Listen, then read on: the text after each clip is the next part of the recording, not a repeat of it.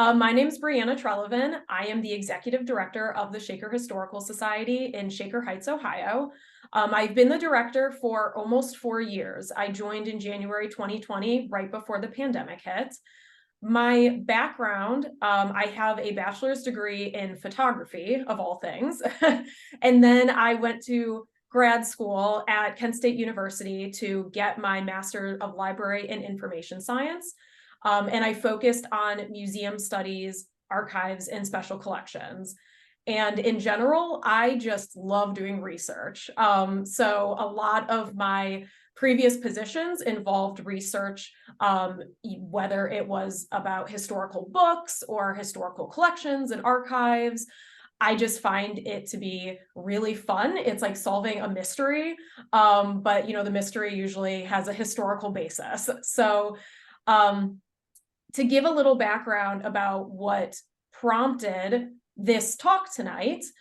So in August, Paul Bryant, who is on the meeting with us tonight, so very happy that he was able to join, he had donated several Shaker School photos from the 1940s. And during our correspondence, he asked for help confirming the location and date of the 2 photographs that you see on the left here, which show his grandfather, David C. Tuttle, at the gas station he worked at. And so he had been told that the photographs were reportedly taken between 1926 and 1931, and that the station was owned by somebody named Lanise, although he was unsure of the spelling. So that's the spelling that was provided via email, but he wasn't sure if that was correct. So whenever I come across photographs that we don't know a lot of information about them, I always try to figure out what clues I can pull from the photographs. So this is the first of the 2 photographs. And as I was looking closely at it, this is usually when you kind of pull out the magnifying glass and see what you can see in the backgrounds and stuff like that. So the first thing I noticed is that there's a sign in the background that says Barbecue New York Special Brew. Didn't necessarily know if this was going to be helpful, but it's important to note. And then you might also notice that behind the sign, there's a road. So that's important, that there's a road running behind the sign and the gas station. And then that there's also very little development in the background. So this area, at least on that side, had not yet been widely developed. The second clue is that there were 2 buildings that are located behind the filling station. And so the one here, you might be able to notice, has that barbecue sign. So that's the barbecue building. That's where you go if you want your barbecue. And then there's a second building here, and the sign we can't really make out because of the pole, but we know that there are 3 structures in this area. And then the third clue is that on the right side of the photo, we can see that there is development. It looks like a neighborhood. It looks like houses. So this might be located near a residential area. So then we move on to the second photo, and this one is from a different angle. And so in this photo, we can identify this gas station as a Brooks White Star gasoline station. So this one was easier to see, didn't require as much zooming in because it's across the top of the building. So that was helpful. The second clue is that the other building, the non-barbecue building behind the filling station, says Wepler Real Estate. So that gives us a great clue into 2 businesses that are right next to each other. And I also want to note with this detail that cars can be a great way to help date photographs. I did not focus on this personally because I am not skilled at identifying cars, the models, the years, anything like that. In my mind, I'm like, cars are either old or new. So while I did not use this as a tool, I did do a quick Google search of just, what did cars look like in the 1920s, 1930s, and this generally matched, what it looked like. So that supported the date range that Paul had provided during our correspondence. I will say that if you have somebody in your life that is, really loves cars and is good at dating them, that is the person to go to when you are looking at trying to identify dates or, a location with like a family photograph or any historical photograph. Cars can be very useful.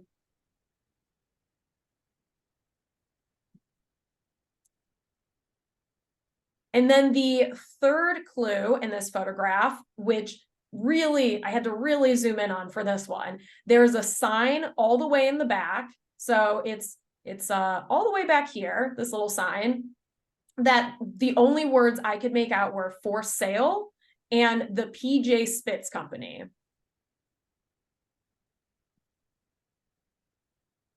And then the last clue is that if you look all the way to the left edge of this photo, there are 3 streets that are meeting at an intersection. So we have this street in the front, this street here, which is the one that ran behind the barbecue sign in the first photograph. And then it's not easy to make out when you're zoomed out, but when you zoom in, these are all cars parked along a 3rd street back here.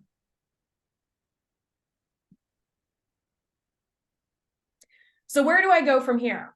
I've collected all of my clues. I've looked at the photographs. There are probably even more clues than that, but that's what I decided to start with. So I figured I'll use all of that information. And because most of that information involved signs, I decided to start with the city directories of Cleveland, which are available through the Cleveland Public Library Digital Gallery. So I ended up doing advanced searches for New York Special Brew, Brooks White Star Gasoline, White Star, and Wepler Real Estate, all as exact phrases, and did not produce any relevant results. So my first attempt at finding some kind of answer was a complete bust. I find that the Cleveland Public Library Digital Gallery, when you're searching text, sometimes is very hit or miss. A lot of the directories will use abbreviations that if you're not searching for the abbreviation, it won't produce the result. Or sometimes maybe the scanned item, it's not the best scan, or it's not high resolution, or the print quality is just, the old printing. Maybe some of the letters kind of bleed together. And so the optical character recognition, which is what recognizes words in the text, just does not recognize words. So it doesn't mean that all of these search phrases are not in those resources. It's just that it wasn't pulling them up. So as I said, it was not really successful for me by starting with the city directories. I decided to move on to the Plain Dealer Archives, which, if you're joining us from not Cleveland, the Plain Dealer is Cleveland's newspaper. And the archives are available through a lot of the local libraries. So I used my Cuyahoga County Public Library card, but I know that it's also available through the Shaker Heights Public Library. So if you have a library card to either of those, or there's a good chance, the Cleveland Public Library and other area libraries, that you are able to access the Plain Dealer archives. But I think the Plain Dealer archives are a fabulous resource. There's so much available in them, not just for news stories, but also advertisements. So I searched for the same phrases in the Plain Dealer archives, and I searched for exact matches. And this might be a little tip if you don't already know this. For many resources, including Google, if you want to search for an exact phrase, you put it in quotes. So the example I used here is New York Special Brew in quotes, meant that the Plain Dealer archive search was only going to pull up results that said New York Special Brew. If I did not have those quotes, it would have pulled up results that had new, results that had York, results that had special, and results that had brew. So using the quotes really helps narrow down your search. And as I mentioned, this works on Google too. So it's a huge help when you want to search something exactly. And not every resource is going to let you search this way, but I definitely recommend trying it and seeing if it produces results, because it definitely helps narrow down results. So in this case, it did produce results, but they were either irrelevant. So for example, New York Special Brew pulled up results, but it was at a restaurant that was in downtown Cleveland, so that wasn't relevant. Or it produced too many results. So in the case of Brooks White Star Gasoline, they took out a ton of ads in the plain dealer. And so searching for that phrase pulled up an overwhelming amount of ads, and it was too many. It wasn't going to give me relevant information. I did look at some of the ads in the hopes that, hey, maybe there's like a relevant address in them, right? But they didn't have any relevant addresses. So I figured, okay, I need to move on to a different search. And this is what really kind of opened the box. So the first time I searched Wepler real estate in quotes, nothing came up. So I said, okay, let's see if we split up the phrase. So this is a screenshot from the Plain Dealer Archives database, which is hosted through Newsbank. And Newsbank has a lot of newspapers. So if you have a library card, you're not from Cleveland, there is a chance that they have a newspaper from your area. Or from where your family lives. If you're researching family photographs, maybe you're no longer located where your family grew up. So in this case, I searched Wepler and the phrase real estate, and then I set a time limit for dates, because Paul had told me that he was told it was between 1926 and 1931. So I extended it a little bit. I did 1920 to 1940. And something came up. And this is the moment when I get really excited. It's not that exciting of an entry, but it's like, hey, wait a minute, we found something. So this pulled up a real estate listing for a real estate company called Shamp and Wepler that was located at Kinsman and Lee Roads. And Kinsman is now Chagrin Boulevard, if you're familiar with Shaker Heights. So the Chagrin-Lee intersection is still to this day a pretty big center of commerce in Shaker Heights, but it has actually been a center of commerce since Warrensville Township, before Shaker Heights existed. There were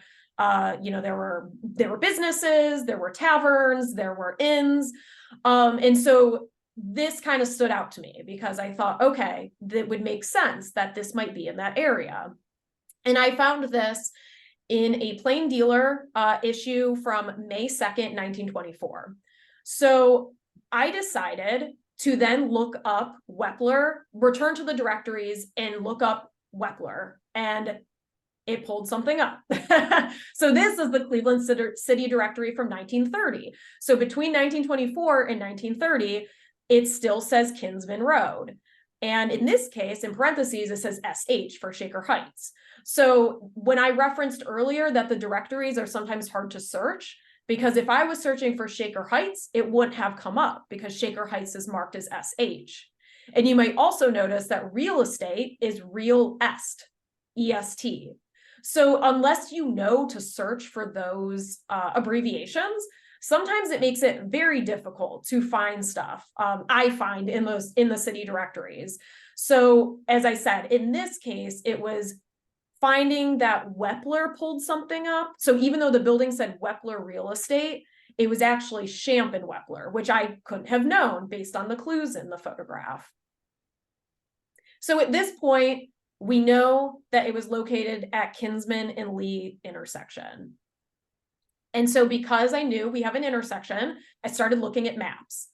And so I started with Sanborn fire insurance maps, which if you're unfamiliar with them, it's a little self-explanatory. They were maps that were created for fire insurance to assess liability in cities, and they are a great resource for locating past structures. So they have both houses and commercial buildings on them.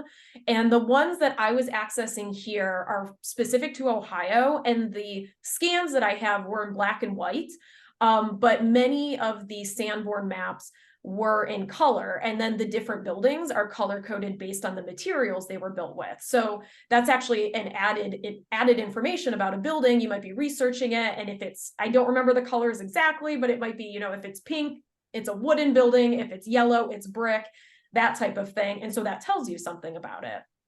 So I found this Sanborn fire insurance map, 1925 to 1933, volume 14, published in 1926. And if I zoom in, there's a filling station at the corner of Kinsman and Lee. And you might also notice that it's at an angle, and the building in the photographs was at an angle. So we found our filling station, which is very exciting. And you might also notice here, there is a third road running into this intersection, like we saw in that second photograph. And the interesting thing is that in this Sanborn fire insurance map from 1926, there's only one building behind the filling station.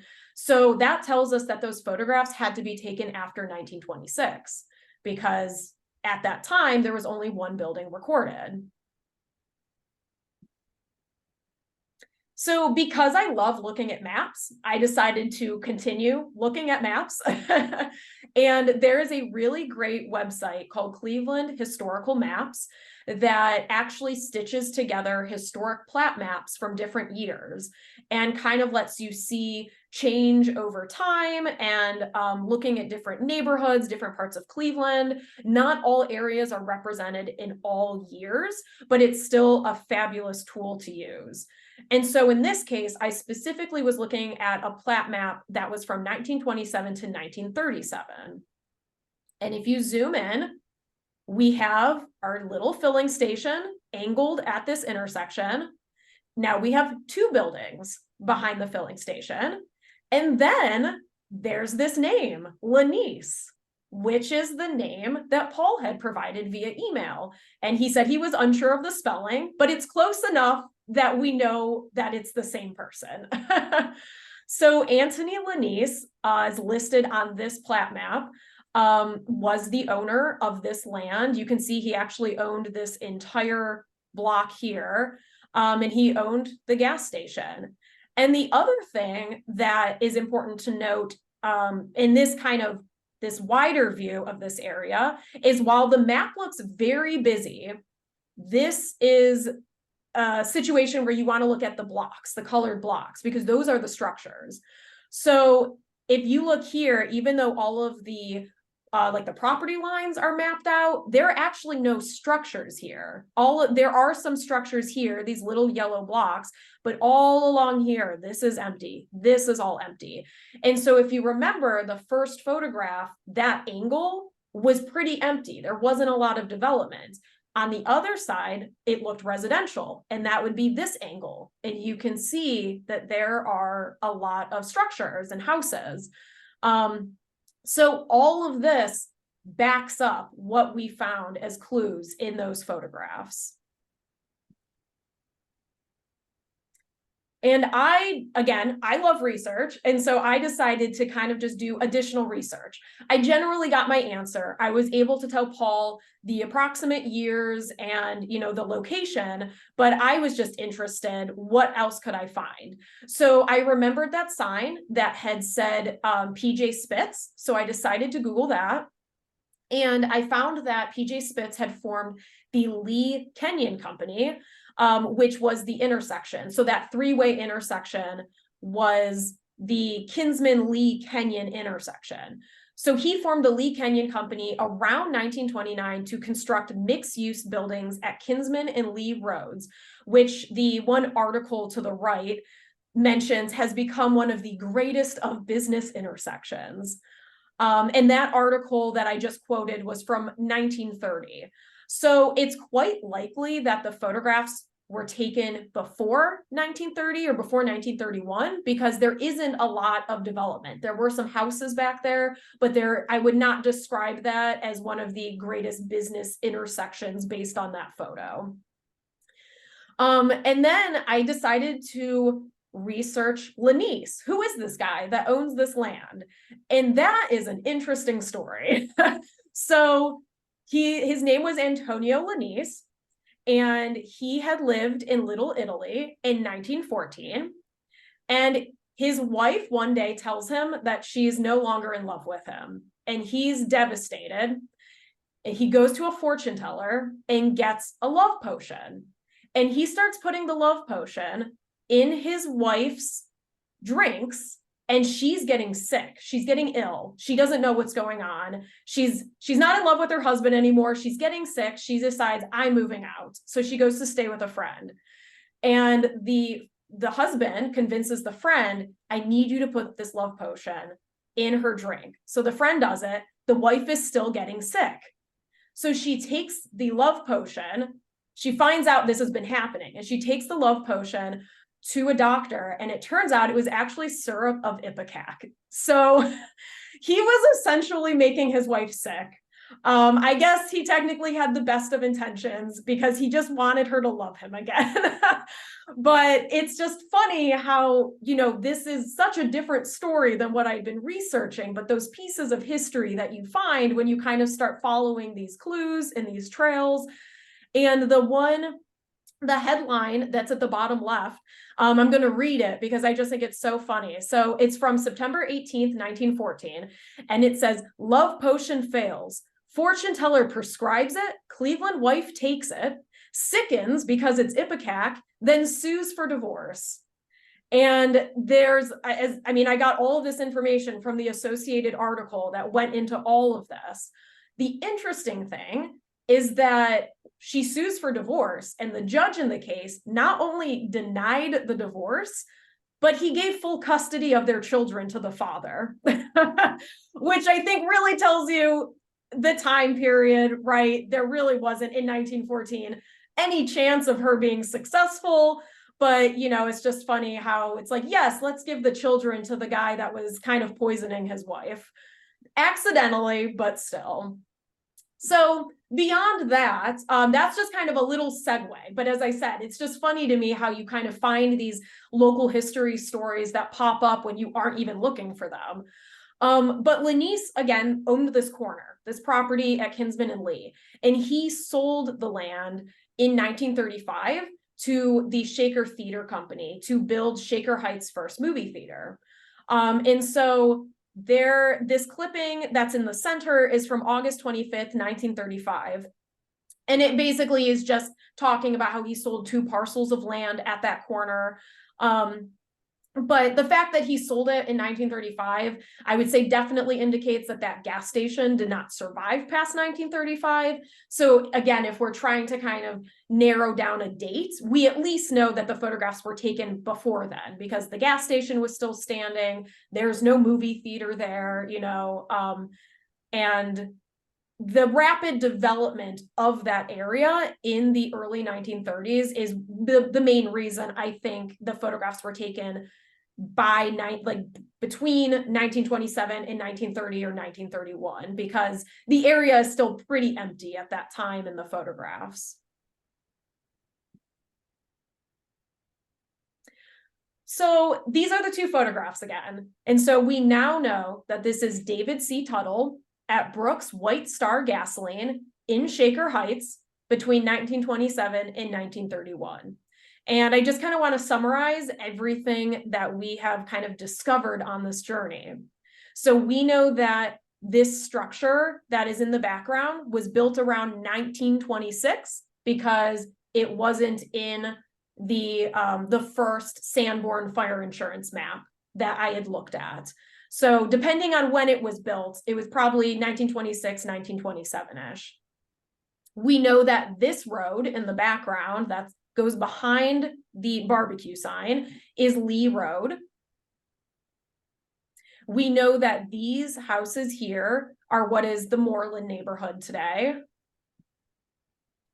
We know that this 3-street intersection is the Kinsman-Lee Kenyon intersection.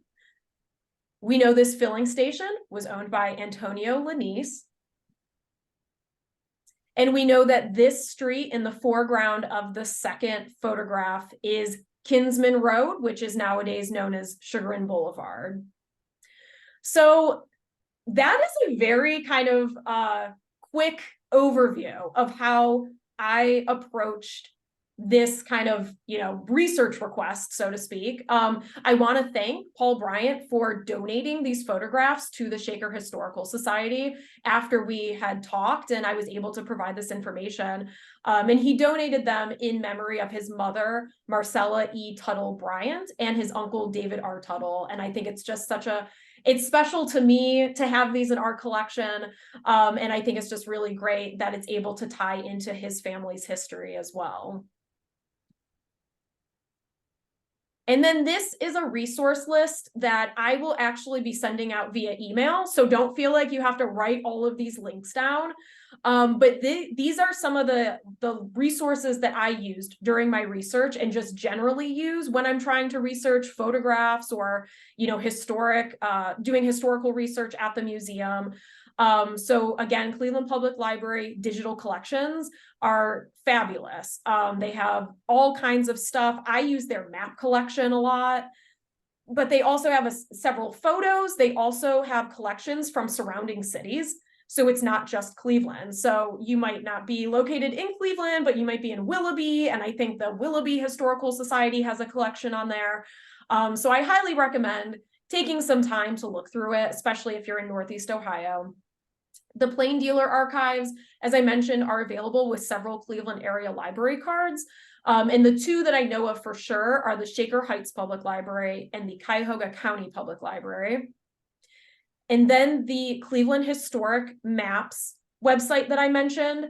To be honest, I am not sure who compiled that website, but it is great and I have it bookmarked and I use it all the time. And so I honestly don't know if there are similar resources for other cities.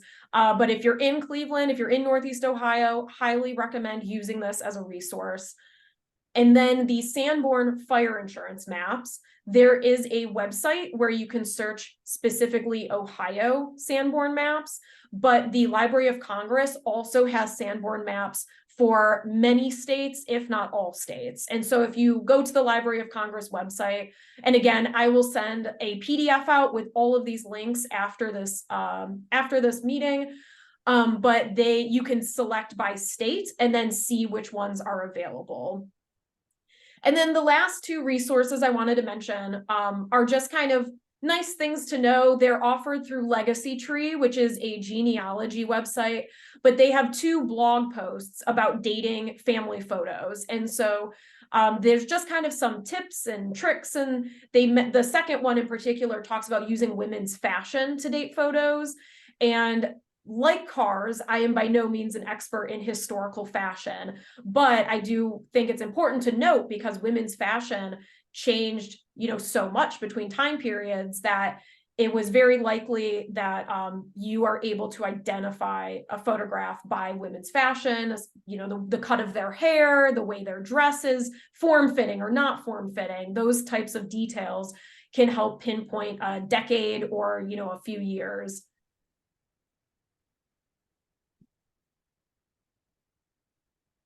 Okay, so that wasn't actually as long as I thought it was going to be. It had so many slides that I thought it was going to be a lot longer. But I am now opening it up to questions. I'm actually going to stop recording. So if you wanted to hop on your camera and ask it, you will not be recorded.